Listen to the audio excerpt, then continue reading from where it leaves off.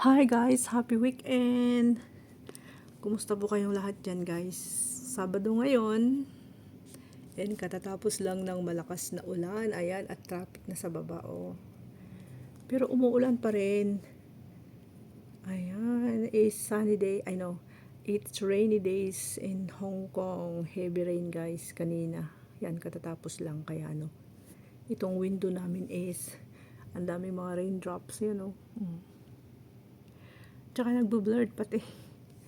Kasi nga katatapos lang ng ulan, tapos naka-turn on yung aircon dito sa loob ng bahay. Kaya medyo siya, medyo blurry. At tingnan nyo naman sa baba, oh, sobrang ma-traffic. Sa kabila, nakita nyo yun? Traffic din guys.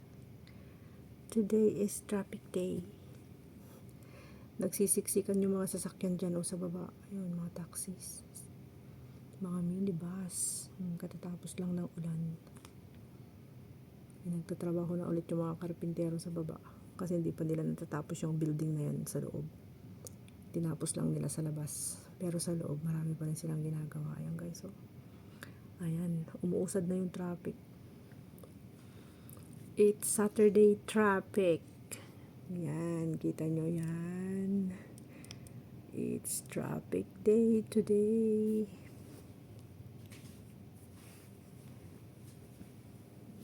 Sobrang traffic ngayon. Yan, oh. Merong truck doon, oh, lumihis siya. Ano ba yung mga karga niya? May mga karga siyang mga galon. Ayun, konti lang yung pasaheros doon sa bus stop. Ayan, pa isa-isa na lang. Umandar na yung traffic. Ay, hindi pa, hanggang doon pa rin. Kabila. Is yellow rain ngayon in Hong Kong. Ibig sabihin ng yellow rain guys is parang ganyan siya, oh. Nagpa-fog siya na parang medyo hindi masyadong dark yung sky pag yellow rain. Pero pag yung black rain, ibig sabihin nun madilim. Madilim ang paligid. Madilim ang paligid, tapos malakas yung ulan. Ganon yung black rain. Pag yellow rain is ganito lang. Yan, agnup-nup sa Ilocano.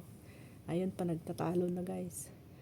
Sa farmers. Gusto ng mga farmers pag umuulan na para malamig sila magtrabaho sa bukid. Ayan.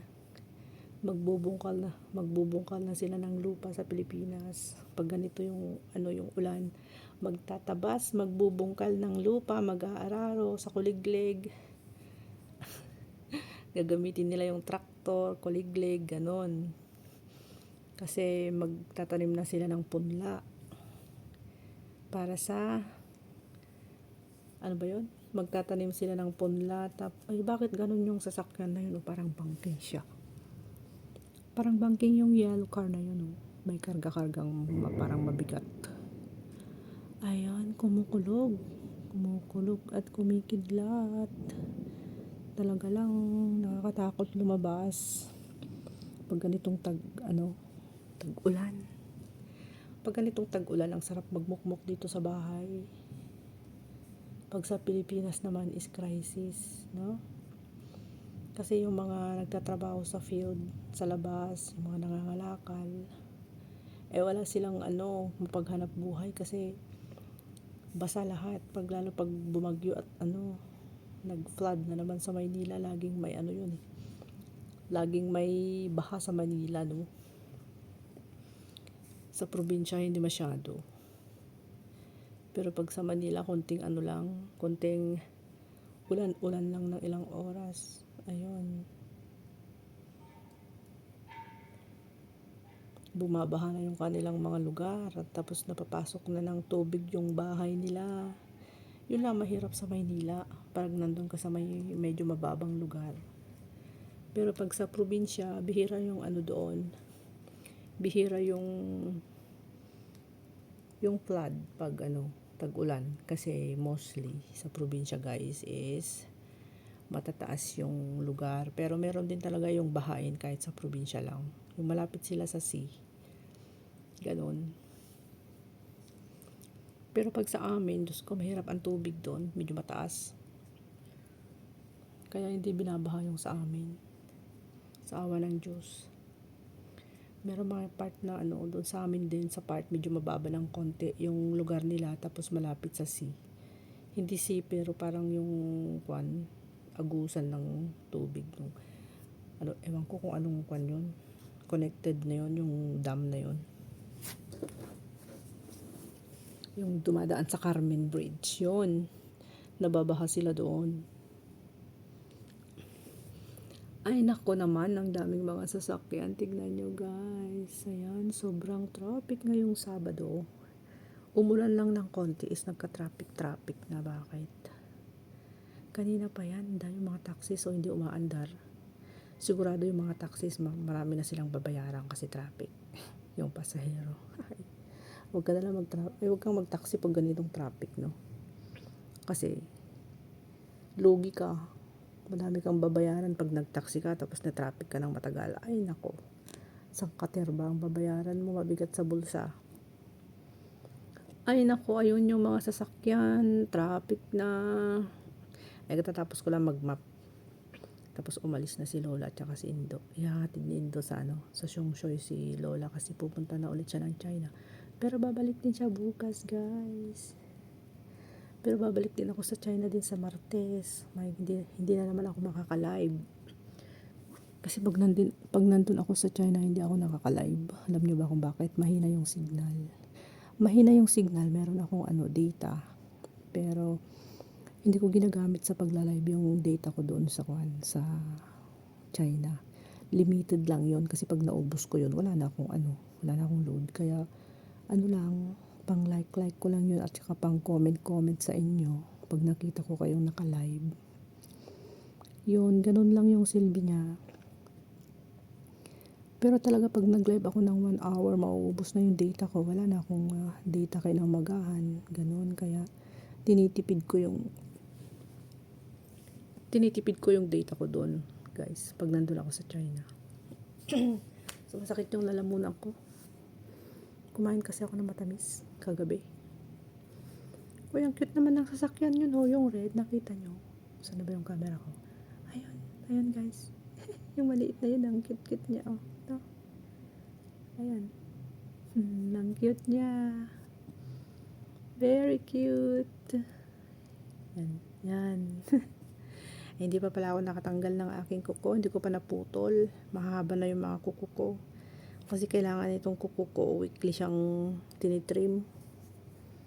Last week, nakalimutan kong mag-cut ng aking nails nung Sabado. Every Sabado kasi ako nagka-cut ng nails Kasi bukas is day off ko na naman, pero hindi ko alam kung umuulan.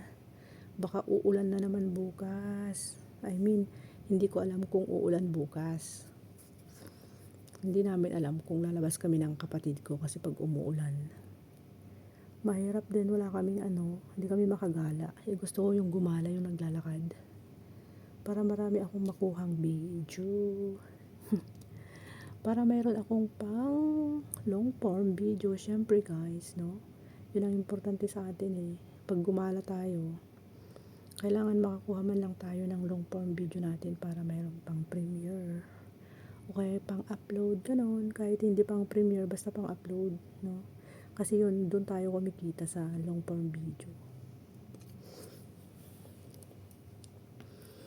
Ay nako, ang mga sasakyan ay na-traffic na. Na-traffic na doon din sa kabila. Ayun, yung dulo niya sa kabila guys. Kita nyo yan. Sa dulo noon, punong-puno sila. Anong nangyari? Nag-yellow rain lang. Nagganyan-ganyan na kayo dyan. Nag-traffic na kayo. Ala, ano ba yan? Hindi na umandar. Ay, tignan nyo yung mga sasakyan doon. Ang gaganda nila. Cute nila, cute nila tignan. May yellow. May police car. Yun. Police car. Tsaka yung minibus, pa isa-isa na lang.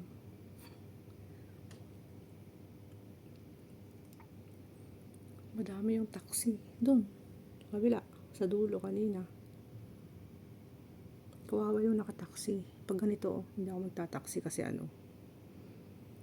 marami akong babayaran pag na-traffic. Mahirap mag-taxi pag na-traffic, no? Lugi. Ayun, ang kapal ng sasakyan doon, guys. Hanggang doon, sa banda roon. Punta ako sa may balkon mamaya. Ako yung kukuha ko ng short video ko dyan. It's traffic. Yeah, anong nangyari dyan? Siguro may aksidente dun sa dulo kasi bihira lang naman mag-traffic ng ganyang katagal eh. Baka mamaya may aksidente dun sa dulo siguro kaya nagta-traffic sila ng ganyan, guys. Look, hindi na umandar. Yan yung aming glass wall. Ay, nagbe-blur siya. Kasi nga yung glass is blurred. Madaming tubig na umaagos. Nako, ang traffic. Grabe ma-traffic ang Junction Road. This is Junction Road, guys. Traffic. It's traffic. It's Saturday. Today is June 6, 2026, guys. It's traffic. It's Saturday. What's the time? Yes. Ano oras natin?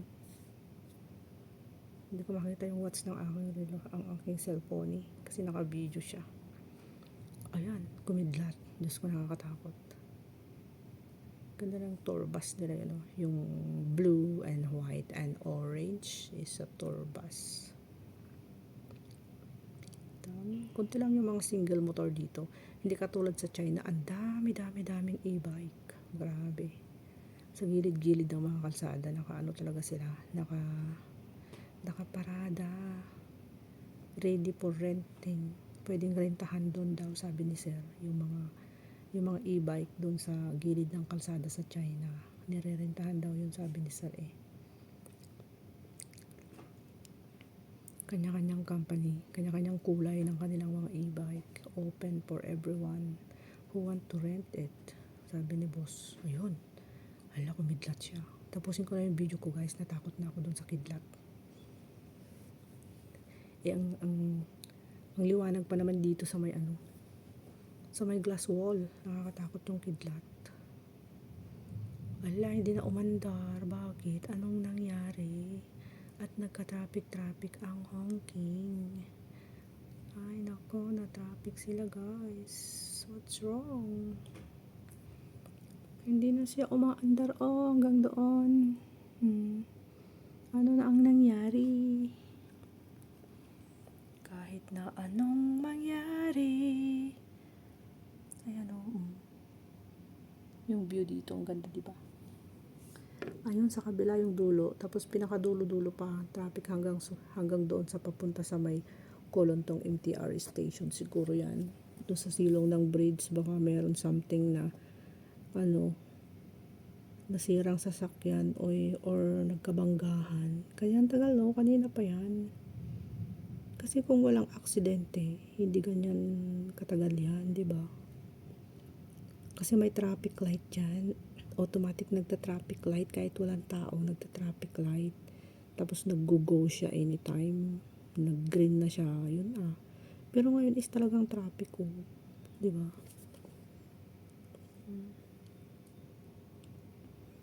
Traffic talaga, guys. So, ayan, matatapos na yung aking video. Salamat po sa mga nanood.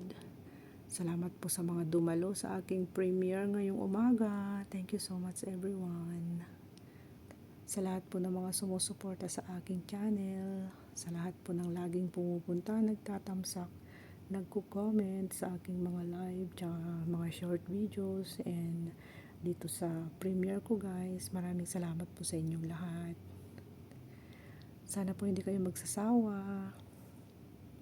At syempre, hindi rin ako magsasawa sa inyo. Isa-isahin ko kayong pupuntahan, guys. Hindi man biglaan, pero syempre, isa-isa lang mahina ang kalaban, diba? Thank you, everyone. Thank you so much sa lahat po ng mga sumusuporta. God bless. I love you all. Ingat po kayong lahat. Have a nice day.